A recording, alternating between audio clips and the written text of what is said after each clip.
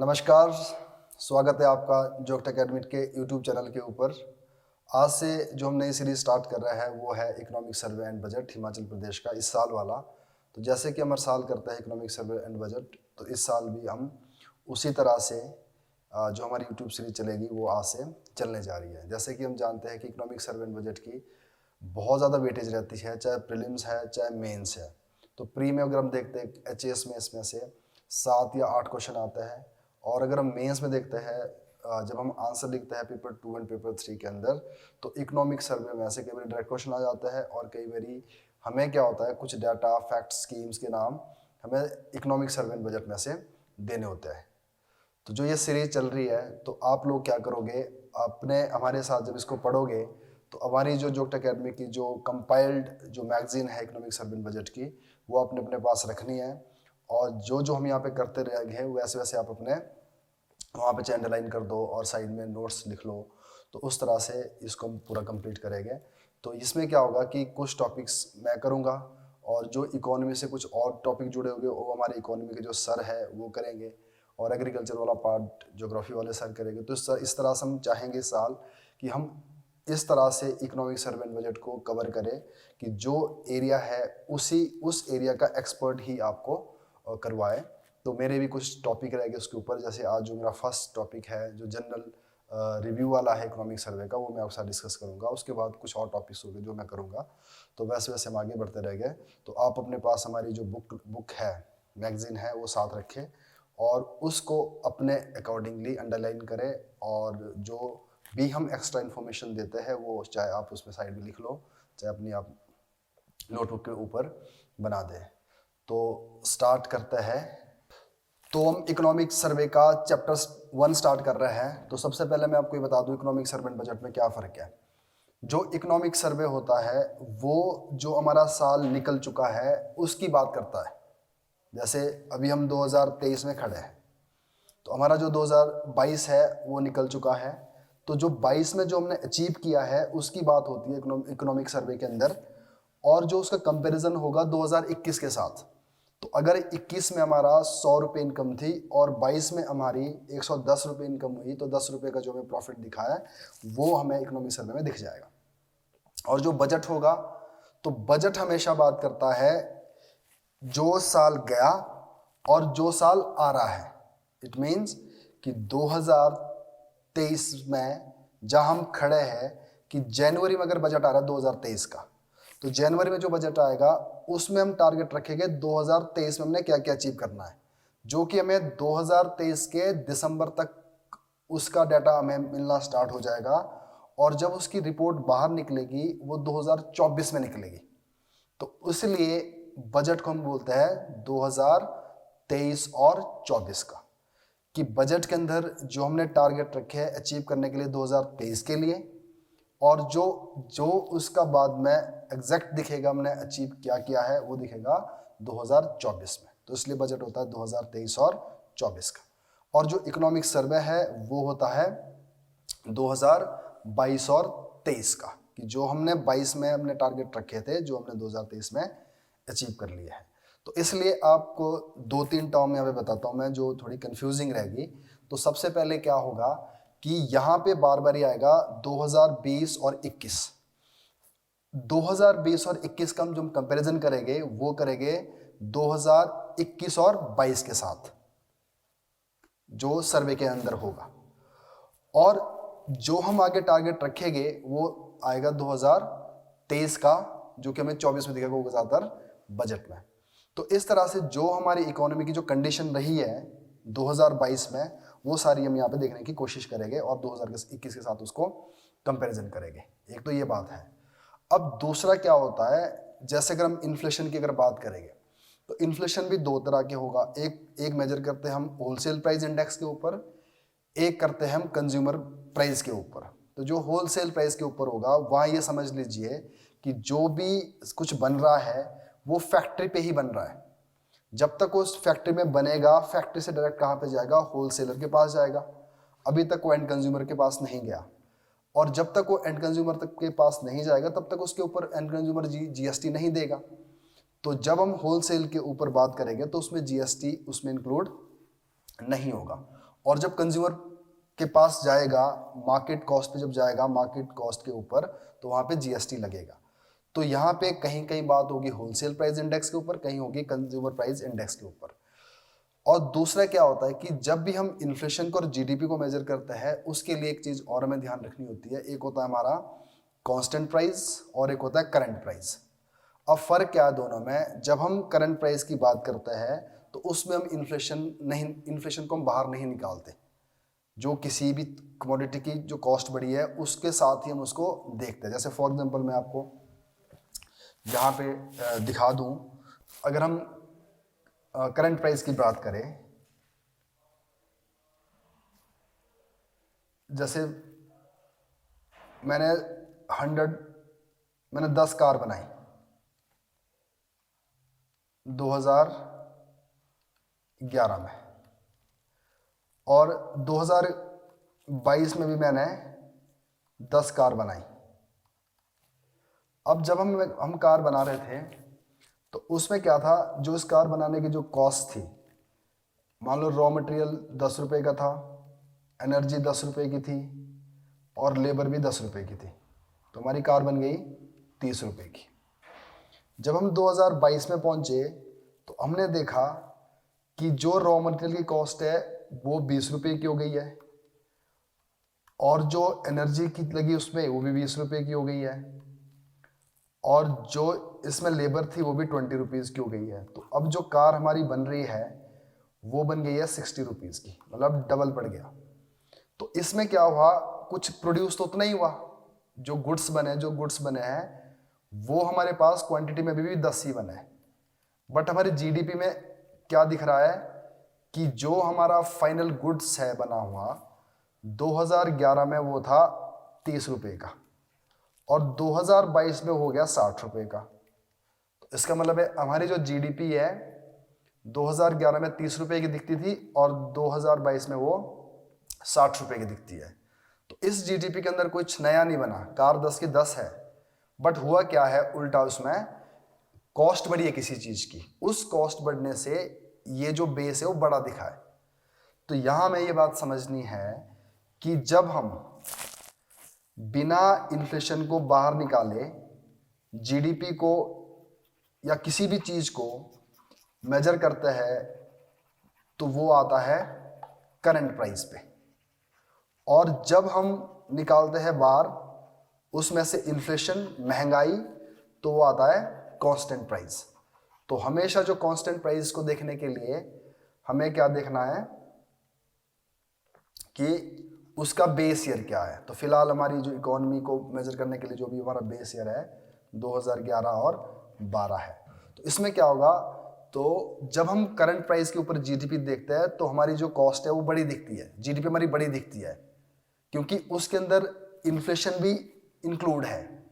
और जब हम करंट प्राइस के ऊपर देखते हैं तो उसमें क्या होगा, जो कांस्टेंट प्राइस है उसमें क्या होगा, जो इकोनॉमी है वो कम दिखती है, क्योंकि उसमें से हमने क्या कर दिया है, महंगाई को बाहर निकाल दिया गया है।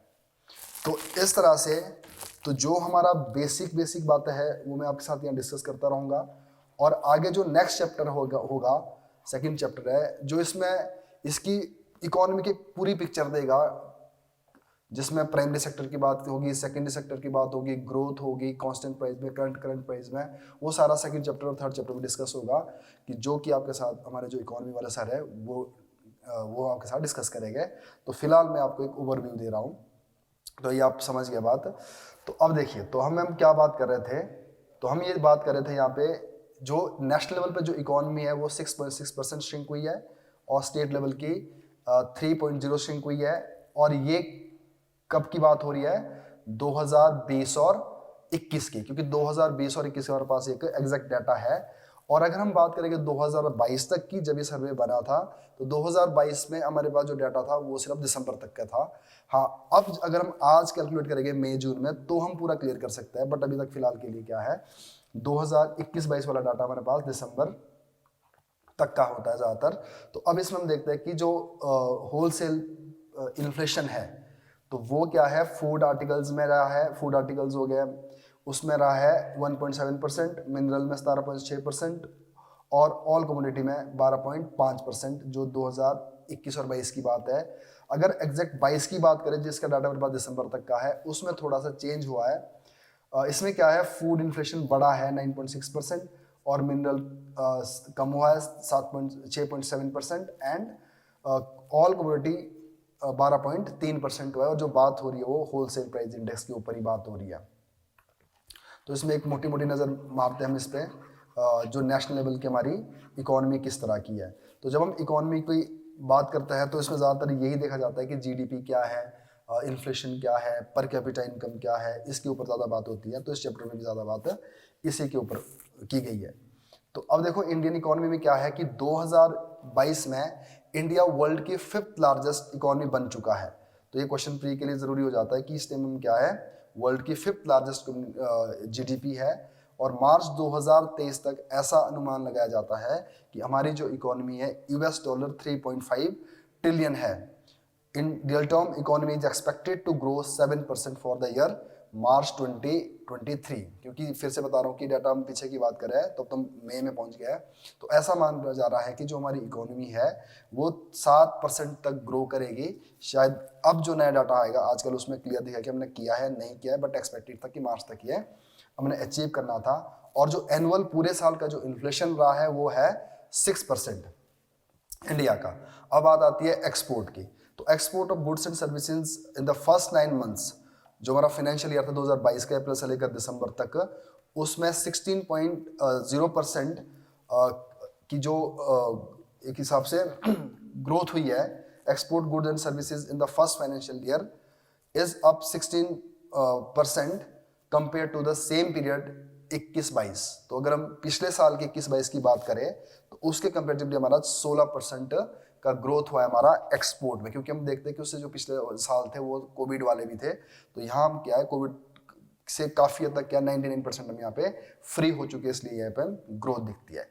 तो अब है जीडीपी एट कांस्टेंट प्राइस। अब देखो जीडीपी अगर कांस्टेंट प्राइस पे होगी तो कांस्टेंट प्राइस जैसे मैंने बताया उसके साथ हम क्या करते हैं, बेस ईयर के साथ कंपेयर करते हैं। और बेस ईयर के साथ जब हम कंपेयर करते हैं तो उसमें से हम जो महंगाई में जो इन्फ्लेशन होता है उसको बाहर निकालते हैं। तो इंडिया की जो जीडीपी है 2022-23 के लिए जो रखी गई थी वो 157.60 lakh crore against 147.35 lakh crore in 21 and 22। तो जो 21-22 साल वाला था उसमें हमारी 147.35 की जीडीपी थी, और जो 22-23 वाला था उसमें 157.60 की जीडीपी थी। तो इसका मतलब है इसमें ग्रोथ हुआ है। तो कितना ग्रोथ हुआ है, 7%। तो 7% की इसमें ग्रोथ हुई है। अब एक चीज और है यहाँ पे, ये भी थोड़ा सा मैं इसका बता दूं कि एक जीडीपी होती है और एक हमारी होती है ग्रॉस वैल्यू एडिशन। तो बस सिंपल ये है कि जो जीडीपी में क्या होता है, हम पूरी जितनी हमारी इकोनॉमी है पूरे साल के लिए उसके अंदर जो फाइनल वैल्यू है गुड्स एंड जो हमारी सर्विसेज है वो जो कैलकुलेट करके निकलेगी वो होगी जीडीपी। और जो एक दो दूसरा जो शब्द है यहाँ पे ग्रॉस वैल्यू एडिशन। अगर हम ग्रॉस वैल्यू एडिशन की बात करेंगे तो ग्रॉस वैल्यू एडिशन में क्या होगा कि एक पर्टिकुलर एरियाज की, अब वो चाहे प्राइमरी सेक्टर हो, चाहे सेकेंडरी सेक्टर हो, चाहे टर्शरी सेक्टर हो, उसमें कितनी हमने वैल्यू एडिशन की है इस साल, कितना इसमें वैल्यू एडिशन हुआ है। कि जैसे हमारे प्राइमरी सेक्टर में हमारे पास 100 रुपए का था तो इस साल हमारे पास 110 रुपए का हो गया, तो 10 रुपीज की हमारी क्या हो गई, इसमें वैल्यू ऐड हुई है। तो जब हम वैल्यू ऐड देखते हैं तो छोटे छोटे सेक्टर की अलग अलग करके देखते हैं, तो उससे हमारे पास जो इकोनॉमी की बड़ी पिक्चर क्लियर आती है कि कौन सा सेक्टर क्या काम कर रहा है। और अगर हम जीडीपी की बात करते हैं तो उसमें हम ओवरऑल सारा इकट्ठे देखते हैं। तो जीबीए भी ऐसे, ये तो कोई ज़्यादा डिफरेंस नहीं है, जीडीपी में अलग अलग इकट्ठे देखते हैं। और जो जीबी है ग्रॉस वैल्यू एडिशन, कितना हमने इस साल ऐड किया है वो अलग से दिखता है सेक्टर वाइज। तो अब यहाँ पे क्या है, जीडीपी की हमने बात कर दी, फिर नेक्स्ट है जीबीए। तो gross value addition at constant price witness highest contraction of 20.2% in trade.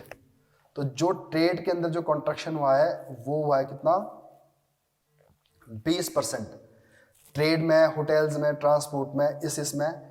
और अब इसको कंपैरिजन कहाँ किया हमने, 20 और 21 के साथ। तो अब इसमें ये भी देखते हैं कि जो वो साल था 20 और 21 साल वाला, वो हमारा कोविड से भी अफेक्टेड था, इसकी वजह से ये कम दिखता है। और आगे जो माइनिंग वगैरह है, क्वायरिंग वगैरह, चलो इतना डिटेल में जाना नहीं है, इंडिया लेवल के हमें मेनली हिमाचल के ऊपर जाना है।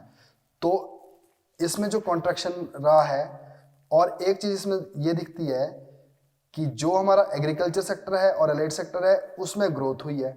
और ये इसलिए दिखता है हमें क्योंकि इतना ज़्यादा असर नहीं पड़ा कोविड का एग्रीकल्चर एंड जो एलाइड सेक्टर में। तो इसमें क्लियरली बताया गया है कि have the least impacted by the pandemic and have registered the growth of 3.3% 2021 में and 3% 21 and 22 में, and is expected to grow by 3.5% in 22 और 23 में। जैसे मैंने बताया कि अभी 22 और 23 का हमारे पास डाटा नहीं आया कि दिसंबर तक का ही है 22 का, तो वहाँ पे मैं एक्सपेक्ट करता है कि 3.5% हमारी जो अलाइड एंड एग्रीकल्चर में ग्रोथ रही होगी, बड़ा होगा। तो अब ये बात समझ लो कि कोविड के पहले की बात हो रही है और कोविड के बाद की बात हो रही है। तो अब जिस पोजीशन में हम खड़े इस टाइम, तो वो कोविड फ्री है। अब नेक्स्ट है इसके अंदर यहाँ पे थोड़ा कंपैरिजन करके दिया गया है कि नेशनल लेवल की जीडीपी में क्या ग्रोथ रही है और स्टेट लेवल की जीडीपी में क्या ग्रोथ रही है। अब देखिए ये क्वेश्चन आता है प्रीलिम्स के लिए। तो 21-22 में हमारी जो ग्रोथ थी स्टेट की वो थी 7.6%, और जो 22-23 में है वो है 6.4%, और इंडिया की थोड़ी ज़्यादा है इससे, 8.7% थी 21-22 में और 22-23 में 7%। तो ये जो डाटा है ये आपको प्री के लिए याद रखना है। प्री में सीधा क्वेश्चन आता है, डायरेक्ट क्वेश्चन आ जाते हैं इसमें। अगर आप पिछले पेपर देखोगे तो सीधे क्वेश्चन आया। तो अब आ जाइए नेक्स्ट। अब आती है बात पर कैपिटा इनकम की, नेशनल लेवल की। पर capita income national level was 1,26,855 in the financial year of 2021 और is estimated 1,50,007 21-22 के लिए। तो ये एस्टिमेट है कि 2022 में हमारी जो नेशनल लेवल की इनकम हुई होगी वो 1,50,007 है। तो जैसे मैंने बताया डाटा मेरे पास दिसंबर तक का होता है। अब देखना मई जून तक ये क्लियर हो जाता है कि हमने अचीव किया है ये नहीं किया है। तो फिलहाल के लिए आप ये रखो कि 2022 में हमारी जो पर कैपिटा इनकम है 1,50,007। और अब बात करते हैं हिमाचल की पर कैपिटा इनकम की। हैड एन एस्टिमेटेड पर कैपिटा इनकम, तो जो 21-22 के लिए पर कैपिटा इनकम है हमारी कितनी, 2,01,271। और अब ये है first revise compare to 1,50,007 at the national level. तो अगर हम यहाँ पे सिंपल सी बात यह है कि जो स्टेट की पर कैपिटा इनकम है वो नेशनल पर कैपिटा इनकम से ज्यादा है। कितनी, 51,264। तो अब ये भी क्वेश्चन बनता है कि हमारी जो इनकम है क्या नेशनल लेवल से ज़्यादा है, तो आंसर होगा यस। तो कितनी ज़्यादा है, 51,264, इतनी हमारी इनकम ज़्यादा है। तो अब आ जाओ किसके ऊपर, जो हमारे स्टेट की इकोनॉमी का रिव्यू है। तो यहाँ पे हमने जो ज़्यादा फोकस किया था वो क्या था, नेशनल लेवल पर, और अब मेन बात होगी किसके ऊपर, स्टेट के ऊपर। तो डाटा फैक्ट कुछ बदलेंगे, कुछ वही रहने वाले जो हमने पढ़े हैं। तो हिमाचल प्रदेश की इकोनॉमी का रिव्यू देखिए। तो Himachal Pradesh fast growing economy है। अगर हम स्टेट वाइज देखें तो हिमाचल काफ़ी तेज़ी से ग्रो कर रहा है। तो जो 21-22 का हमारे पास डाटा है वो क्या बोलता है कि state economy grew by 7.6%, 7.6%, and is expected to grow by 6.4% by 2022 and 23। तो 21-22 तक हमारे पास मतलब ये समझ लीजिए जो 21 और 22 की इकोनॉमी थी उसका डाटा मेरे पास आ चुका है, 7.6% रहा है। और जो 22-23 का है और वो अब कब आएगा आजकल में, तो उसमें कितना हमने उम्मीद रखी है 6.4% की। तो ये दोनों डाटा आपके लिए ज़रूरी है।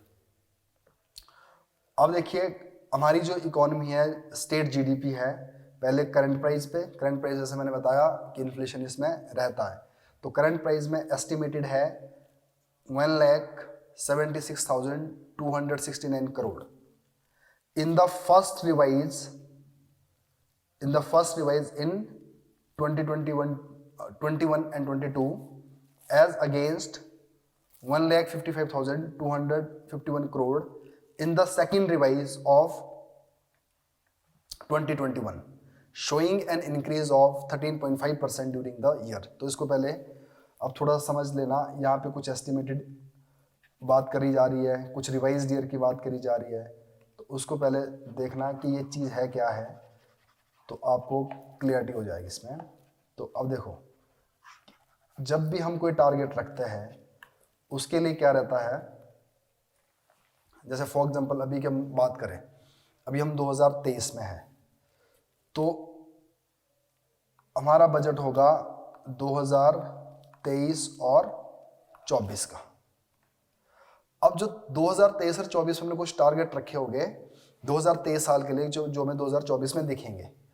अब जब जो 2023 का जनवरी में बजट आया होगा, उस टाइम हमने मान लिया कि हमारी जो जीडीपी है वो 100 रुपये की होनी चाहिए।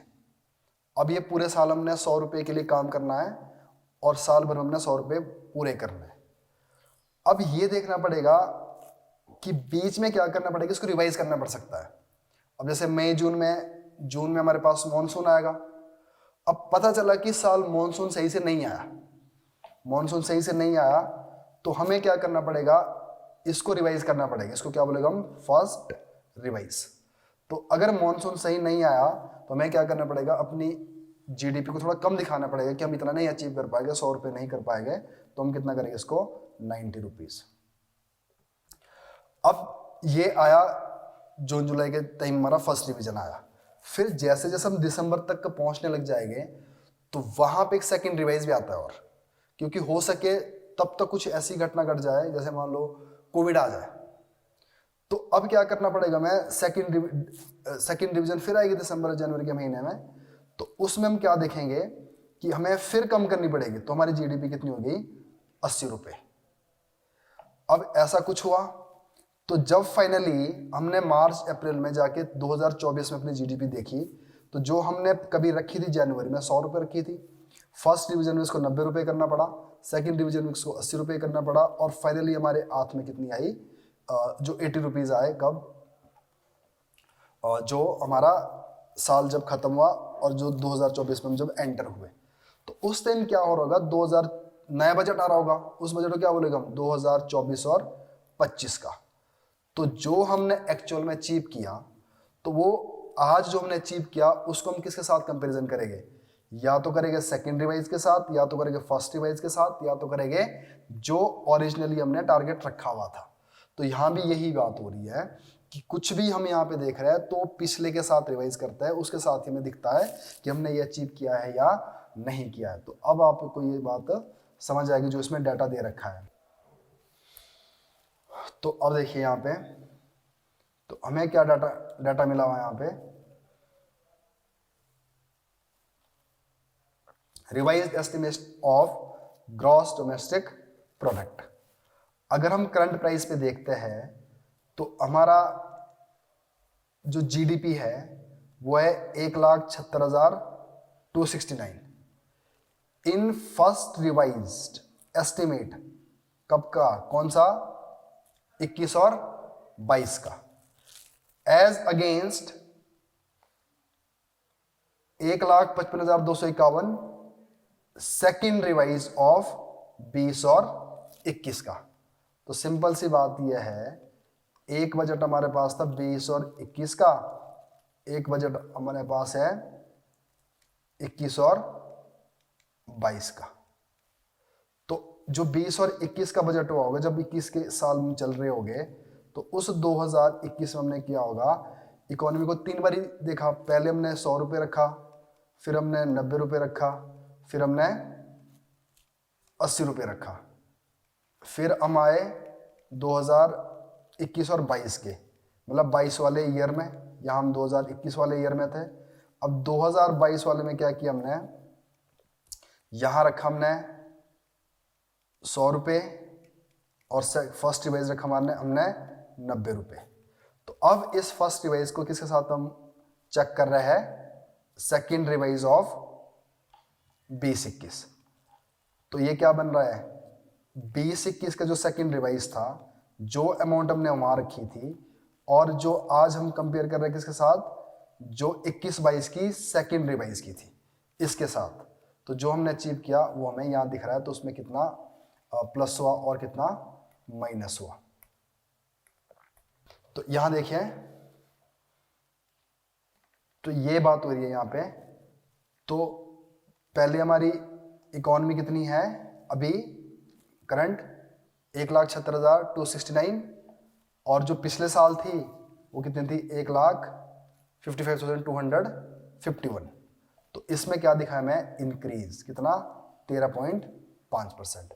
तो आप जो इसका बिल्कुल एंड कंक्लूजन ये निकलता है कि अगर हमारी इकोनॉमी 2021 में क्या थी और 2022 में क्या है, जो 2021 और 22 के बीच में जो कंपैरिजन है वो ये है कि 13.5 की ये बड़ी है। तो ये भी आपने डाटा याद रखना है प्रीलिम्स के लिए।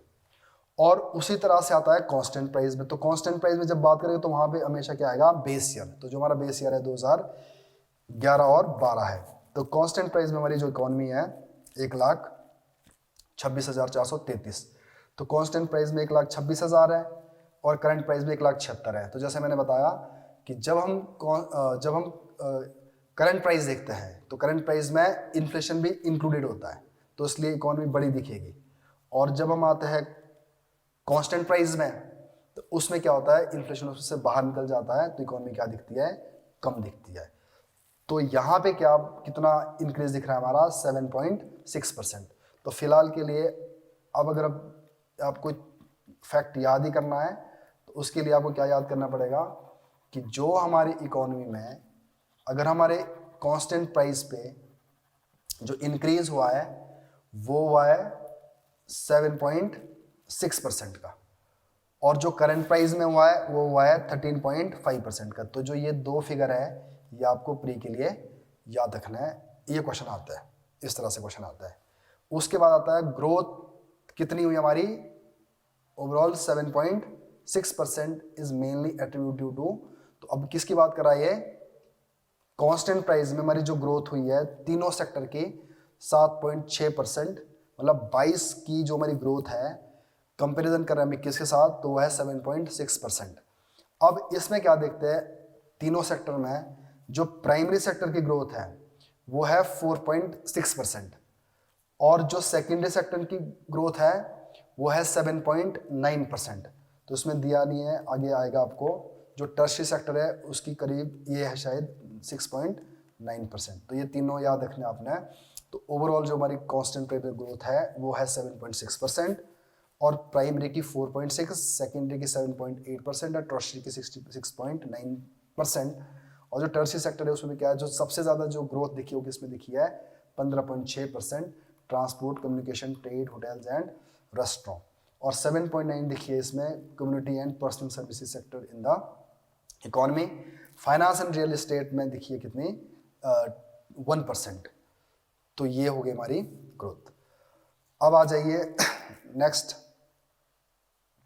Food grain and fruit production.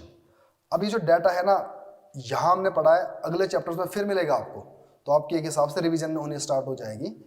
तो फूड और ग्रेन की अगर बात करें तो उसका भी सेम है। 20 और 21 में कितना है हमारे पास, 21-22 में कितना है हमारे पास, और 22 और 23 में कितना है। अब समझो 21, जो ये 21 वाला साल हुआ होगा, इसका हमारे पास पूरा डाटा है, 21 तो निकल गया है, और 22 वाला जो डाटा है वो मेरे पास ऑलमोस्ट तक मिल गया है। जैसे मैंने बताया अभी दिसंबर और जनवरी तक, दिसंबर तक हमें डाटा मिल जाता है 22 का। बट जो 2023 वाला है वो हमें इस साल नहीं मिलेगा। वो कब मिलेगा? जब हम 2024 में एंटर हो जाएगा। तो 21 का मैं अचीव कर लिया। और अगर 22 के साथ देखेंगे तो उसमें डिफरेंस दिखेगा। और अगर जो हमारा 23 के लिए हमारा क्या होगा, एस्टिमेट होगा कि हमने 23 में ये हमने अचीव करना है, क्योंकि हम 23 के भी बिल्कुल शुरू के महीनों में भी, तो ये एंड में दिखेगा।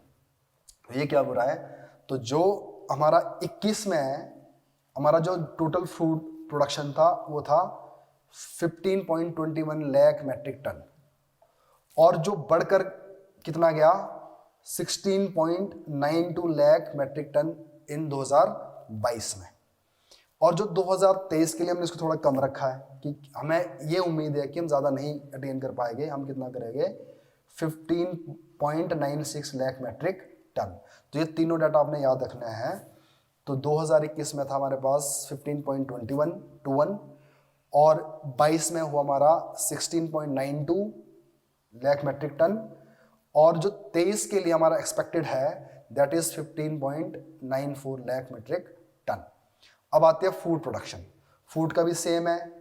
21 में अपने पास था 7.54 लाख मैट्रिक टन, और 22 में है हमारे पास, ये 22 का डाटा है, 22 में हमारे पास 7.54 और 21 में था हमारे पास 6.24। तो मतलब 21 में कम था, 22 में थोड़ा बढ़ा है। तो कितना इंक्रीज हुआ है, शोइंग एन इंक्रीज ऑफ 20.83%। तो जो हमारे पास 21 में था फ्रूट प्रोडक्शन, अगर हम 22 में जब एंटर हुए तो हमने देखा, जो कैलकुलेशन निकली कि हमारा जो ग्रोथ हुआ है 20.83% की ग्रोथ हुई है। तो food production during 2023 is expected 7.93। तो जो आने वाला जो साल है जो हम कैलकुलेट करके निकलेंगे 23 में, वहाँ दिखेगा 7.93 मैट्रिक टन। तो ये भी डाटा आपने याद रखना है। ये सारे डाटा बड़े इंपॉर्टेंट है। अगर आप पिछले पेपर देखोगे तो सीधे सीधे क्वेश्चन पूछेंगे इनमें से। अब नेक्स्ट आ जाओ कि जीडीपी के हमारे कुछ इंडिकेटर्स है स्टेट के। अब हम क्या बात कर रहे हैं, अब फिलहाल आप बेसिक की छोड़ो, 21 में क्या स्थिति थी, 22 में क्या स्थिति थी, और यहाँ पे कितना बड़ा है और कितना कम हुआ है। तो ये है, यहाँ दिया गया हमारा एग्जैक्ट फिगर, और यहाँ दिया है कि कितना परसेंट कम हुआ है और कितना परसेंट बड़ा है और क्या चेंज आया। तो करंट प्राइस में तो 20-21 की अगर हम बात करें तो 21 वाला जो साल था, तो 21 के साल ने क्या देखा था, 20-21 में हमने देखा था कोविड देखा था, तो इसलिए क्या होगा, नेगेटिव में होगा। तो जीडीपी करंट प्राइस में माइनस गई थी 2.5, अब 13.5 बढ़ गई है करंट प्राइस में, जहाँ पे इन्फ्लेशन भी इंक्लूडेड है। और कांस्टेंट प्राइस में हमने क्या देखा, पिछले साल -3% गई थी और प्राइस इस time 7.6%। Food grain production again पहले माइनस में थी, अब कितनी गई है, 11.2% ऊपर गई है। और फ्रूट प्रोडक्शन भी यहाँ पहले माइनस में 26.2 थी और अब ये भी बढ़ के गई है 20.8%। और इलेक्ट्रिसिटी जनरेशन भी क्या हुई, पहले माइनस से तब क्या हुई, सारी प्लस में। तो यहाँ में ये दिखता है कि हमारी जो इकोनॉमी है वो प्लस की तरफ जा रही है, क्योंकि हम कोविड जैसी जो महामारी थी उससे भी बाहर निकल गया है। अब आ जाइए हमारी पर कैपिटा इनकम। अब हम पर कैपिटा इनकम की अगर बात करेंगे तो पर capita income at current price, तो करंट प्राइस में हमेशा बताऊंगा कि थोड़ी सी हमें ज़्यादा ही दिखेगी और कांस्टेंट प्राइस में कम दिखेगी। तो पर capita income at current price revise estimate for the year 2021-22 ये है 2,01,271। ऐसे क्वेश्चन इंटरव्यू में पूछे जाते हैं, मेंस में पूछे जाते हैं। और जो पिछले साल थी, तो ये मैं बता रहा हूँ कि 22 में हमारी जो इनकम है पर कैपिटा इनकम 2,01,271 है, और जो 21 में थी 1,77,924 थी। तो कितना परसेंट इंक्रीज हुआ है हमारा करंट प्राइस में, 13.1%। तो 13.1% हमारी इंक्रीज हुई है पर कैपिटा इनकम। नेक्स्ट है, as per current estimate on the basis of economic condition up to December 2022। तो दिसंबर 22 तक का हमारे पास एग्जैक्ट डाटा है। The economy of the state for financial year 2022-23 is expected to grow by 6.4%। तो data बार बार repeat हो रहा है। The economy of the state has been shown shift from agriculture sector to industry and service. तो जब हमारा देश आज़ाद हुआ था तो उस टाइम जो हमारे देश की जो मेन पॉपुलेशन थी वो एग्रीकल्चर के साथ जुड़ी हुई थी। और अगर हम जीडीपी में बात करेंगे तो सबसे ज़्यादा जो कंट्रीब्यूट करने वाला सेक्टर भी था प्राइमरी सेक्टर था। सेकेंडरी सेक्टर तो कम करता था, टर्शियरी सेक्टर तो और भी कम करता था। बट अब क्या हो गया, स्थिति चेंज हो गई है। अब क्या हो गया, एग्रीकल्चर हॉर्टिकल्चर की जो जीडीपी में हमारी जो कंट्रीब्यूशन है वो कम है, और जो दूसरे सेक्टर है सेकेंडरी एंड टर्शियरी सेक्टर, उनकी जो कंट्रीब्यूशन है वो बढ़ गई है। तो ये भी आपने फैक्ट याद रखना है कि जब हम मेंस के लिए बातें करते हैं तो उसमें तो और भी चीज़ें होती हैं कि इसके लिए रीजंस क्या रहोगे, वजह क्या रही होगी, तो उसको हम आगे डिस्कस करेंगे। तो फिलहाल अभी आप थोड़ा सा डाटा समझिए। तो अब देखो, प्राइमरी सेक्टर 57.9% कॉन्ट्रीब्यूट करता था जब देश आज़ाद हुआ था। आज़ाद होने के समय कब, 50 और 51 में। और उसके बाद अब कितनी रह गई है, 9.50। तो कितना कम हो गया है कि जो करीब 58% कॉन्ट्रीब्यूट करता था प्राइमरी सेक्टर, वो कितना रह गया हुआ है, 10% के करीब रह गया हो। और whole primary sector contribute about 13.40%।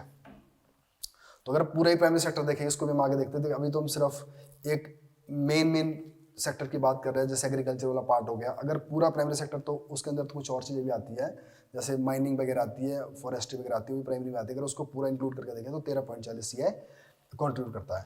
तो सेकेंडरी सेक्टर का देखिए कि 1.1% कॉन्ट्रीब्यूट करता था 50 और 51 में, और अब ये कितना हो गया, 43.10%। और उसी तरह से सर्विस सेक्टर 5.9% कॉन्ट्रीब्यूट करता 50-51 में, अब करता है कितना, 43.50%। तो तीनों डाटा याद रखने आपने। तो आज करंट में क्या है, 13.40 करता है प्राइमरी सेक्टर, 14.10 करता है सेकेंडरी सेक्टर, 43%, 43.10 एंड 43.50 करता है टर्शियरी सेक्टर। और यहाँ पे वेजिटेबल की बात भी होती है कि 2022 में हमारी कितनी प्रोडक्शन हुई है, 18.04 lakh tonne of the vegetable were produced as against 18.67%। तो 21 में हमारा था वेजिटेबल प्रोडक्शन कितना, 18.67%, और 22 में 18.04%। तो यह थोड़ी यहाँ पे कमी दिखी है। और जो अगले जो साल है हमारा, जो ये साल है 23 वाला, तो 23 वाले के लिए हमने टारगेट रखा हुआ है 17.59 लाख टन जो वेजिटेबल है वो पैदा करनी है। अब नेक्स्ट आता है कि some of the major welfare initiative by the state government. अब स्टेट गवर्नमेंट ने कुछ काम किए इस बारी। तो हमारे देश में क्या है कि हमारी जो स्टेट है, वैसे तो पूरा इंडिया है, रिन्यूएबल एनर्जी की तरफ हम खूब जा रहे हैं। तो इवन हिमाचल प्रदेश ने तो अपने एक टारगेट रखा है कि 2026 तक हिमाचल प्रदेश इंडिया की पहली ग्रीन स्टेट बनेगा। और अगर हमें ग्रीन स्टेट बनना है तो हमें रिन्यूएबल एनर्जी की तरफ जाना पड़ेगा। और रिन्यूएबल एनर्जी को बनाने के लिए हमारे पास क्या है, यहाँ पे हिम ऊर्जा है। तो हिम ऊर्जा जो हमारा प्रोजेक्ट है, तो उसके अंदर ये बताया गया है कि जितनी भी रिन्यूएबल एनर्जी के रिसोर्सेज है वो बनाने की बातें करी गई है। तो अब हमारा जो स्मॉल हाइडल प्रोजेक्ट है वो भी रिन्यूएबल एनर्जी के अंदर आता है। तो अब सरकार क्या करती है, दोनों काम देखना चाहती है। एक तो हमें रिन्यूएबल एनर्जी को अटेन करना है, 2026 तक हमको ग्रीन इकोनॉमी, एक ग्रीन स्टेट बनना है, और साथ साथ जो लोकल लोग हैं उनको बेनिफिट देना है। तो यहाँ पे क्या कर दिया है, अगर 2 मेगावाट तक के जो प्रोजेक्ट लगने हैं यहाँ पे, वो प्रिजर्व कर रखे हैं लोकल्स के लिए, सिर्फ लोकली इस पे काम करेंगे। और हाँ, ऊपर कहाँ तक कर सकते हो, 5 मेगावाट तक को लोकल लोगों के लिए रखा गया है। बट जो 2 तक है वो एक्सक्लूसिवली लोकल के लिए ही रखे गए हैं। और हिमाचल प्रदेश ने एक स्कीम चलाई है, सुख आश्रय सहायता कोष। अब जो सुख आश्रय सहायता कोष के अंदर 101 करोड़ रुपए का प्रावधान किया गया है। अब जो ये सुख आश्रय स्कीम है, ये इतनी अच्छी स्कीम है, इसमें ये बताया गया है कि ऐसे बच्चे जो अनाथ है, अगर वो उनको उनकी केयर कौन करेगा, उनकी एजुकेशन कौन देखेगा, और उनको कहीं बाहर घूमने के लिए जाना है, पढ़ाई के लिए जाना है, उसकी जो पूरी देख रेख करेगा वो स्टेट गवर्नमेंट करेगी। तो उसके लिए इन्होंने एक प्रॉपर एक सुख आश्रय सहायता कोष बनाया है जो कि 101 करोड़ का रहेगा। The government has taken this step to help the children and youth who have little or no family support. तो ऑब्वियसली जो तो ऑर्फन होगी उनके पास तो कुछ भी सपोर्ट नहीं होगा, तो इसमें क्या होगा, एंटायर कॉस्ट ऑफ उनकी एजुकेशन की ली जाएगी। IIT जा रहे हैं, IIM जा रहे हैं, एम जा रहे हैं, IIM जा रहे हैं, तो यहाँ पॉलिटेक्निक में जा रहे हैं, ITI जा रहे हैं, तो उनकी इवन पॉकेट मनी तक की बात करते हैं। और Sukh Ashray Yojana, the state will play the role of the guardian of all children living in old age home, और भी उनकी सबकी ध्यान रखेगा और उनको क्लोथिंग सब्सिडीज सब कुछ प्रोवाइड करेगा। और इसका जब हम आगे बजट पढ़ेंगे, बजट में इसमें और डिटेल दिया गया होगा कि कितनी एज तक के बच्चों का होगा और उनकी स्कूलिंग के लिए कितना होगा, उनके 1 साल का कोई टूर होगा उसके लिए क्या होगा, तो डिटेल में आगे और मिलेगी। बट यहाँ पे सिर्फ यहाँ कोस्ट की बात की गई है। तो जो इसके बेनिफिशियरी को कौन कौन से बेनिफिट है वो आगे जो हमारी स्कीम्स आएगी, बजट आएगा, उसमें आएगा ये। Himachal Pradesh has provided the festival allowances of 500 per person to the resident of the child care institute. तो जो भी लोग चाइल्ड केयर इंस्टीट्यूट में रह रहे हैं, ओल्ड एज में रह रहे हैं, नारी सेवा सदन में रह रहे हैं, शक्ति सदन में रह रहे हैं, स्पेशल होम्स में रह रहे हैं, कि जहाँ भी जो लोग जो अपने घरों में नहीं रहते, जिनका रखरखाव का काम स्टेट गवर्नमेंट करती है, चाहे ओल्ड एज है, चाहे चिल्ड्रन केयर है, जैसे भी सेंटर है, और उनमें ये बताया गया कि फेस्टिवल अलाउंसेस सबको 500-500 रुपये मिलेंगे। तो उसकी भी सरकार ने इसमें बात की है और आगे बजट में बात की है। तो Rajiv Gandhi model day boarding school will be open in the state to help the poor children and will be given equal opportunity to study. तो अब एक नए तरह के स्कूल खुलेंगे, हम इसको क्या बोलेंगे, Rajiv Gandhi model day boarding school हो गए ये, तो ये ओपन हो गया यहाँ पे। तो इस तरह से हमारा जो ये पहला चैप्टर है ये कंप्लीट हो गया है। तो अब जो नेक्स्ट चैप्टर है जिसमें बात होगी स्टेट की इनकम की, तो जिसमें फिर से primary, secondary, tertiary, current price, constant price, तो उसके ऊपर जो अगला जो चैप्टर होगा इकोनॉमी का, वो हमारे जो इकोनॉमी के सर है रौनक सर, वो उसको डिस्कस करेंगे। तो वो और ज़्यादा बेहतर तरीके से आपको इकोनॉमी की टर्म और समझा पाएंगे। तो अभी फ़िलहाल के जितना हमने पढ़ा है, तो हमने अभी तक ये पढ़ा है कि हमारा जो सर्वे है उसके अंदर जीडीपी कितनी हमारी रही है, जिसका 22 की जीडीपी का कंपैरिजन किया 21 के साथ, और 23 के आगे हमने एस्टिमेट रखा है। और क्या हमारा इन्फ्लेशन रहा है और कौन सा सेक्टर कितना कंट्रीब्यूट करता है, क्या हमारा फूड प्रोडक्शन है, क्या हमारी फ्रूट की प्रोडक्शन है, तो इन सब के हमने एक ओवरव्यू लिया है। और इसके जो नेक्स्ट चैप्टर है इसमें थोड़ी सी और ज़्यादा डिटेल होगी। तो इसी तरह से हमारी आगे वीडियोस आती रहेगी, आप इनको देखें। और जैसे मैंने पहले बताया कि अपने पास आप अपने हमारी जो बुकलेट है, जो किताब है, उसको अपने सामने रखिए, तो आपको लिखने में और अंडरलाइन करने में आसानी रहेगी। और बाकी ये जो वीडियोस है हमारी, इनको लाइक करें और आगे शेयर करें। और जो भी आपको लगता है कि हमें कुछ और इसके अंदर इम्प्रूवमेंट करना है, तो अपने कमेंट में लिख सकता है। थैंक यू, धन्यवाद।